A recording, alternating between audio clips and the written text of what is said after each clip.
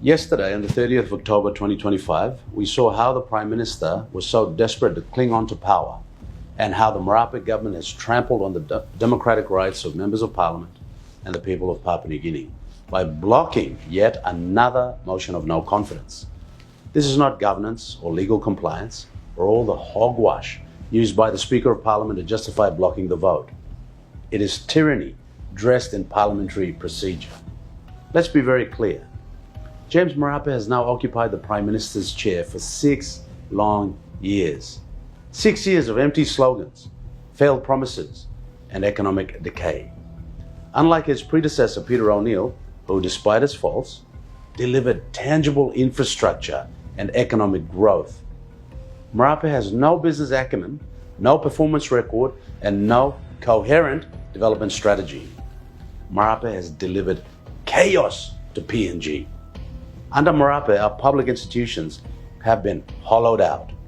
ICAC, Ombudsman Commission, the Royal Papua New Guinea Constabulary, the Auditor General's Office, these are all political tools for Marape. The Speaker of Parliament, once a guardian of the legislative independence, now functions as a mere extension of the executive. The separation of powers has collapsed. Parliament is no longer a check on government. It is just a rubber stamp for Marape's whims. And what of the 56 billion kina public funds that Marape himself admitted was spent with no results? This is just complete incompetence. It is economic sabotage. Our socio-economic indicators have regressed. Health, education, law and order, employment, every metric is in decline. Hospitals have no medicine. Society is in decline. People are suffering. People are dying. And the Prime Minister plays these pathetic games of manipulation to avoid a vote of no confidence.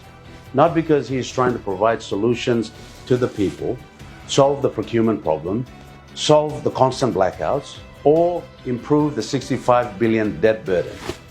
Marape is more focused on how he can parade on these international events as our #1 ambassador. We have to stop the pretending. This government has violated the Constitution by obstructing the lawful process of a vote of no confidence. The Constitution is not a convenience, it is the supreme law of the land.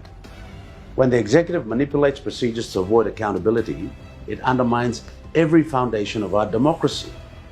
This motion of no confidence is not just another political maneuver by the opposition, it is the lifeline for our nation. If we fail to act now, the 2027 elections will not be free, not be fair, and not be safe. There will be a bloodbath. On behalf of the people of Chwave and Simbu, we will go to the Supreme Court to rectify this egregious breach of the Constitution and move the motion of no confidence to depose the tyranny. We must restore integrity, restore accountability, and remove James Marape as the Prime Minister of our diverse and beautiful country. This is the VONC to save PNG.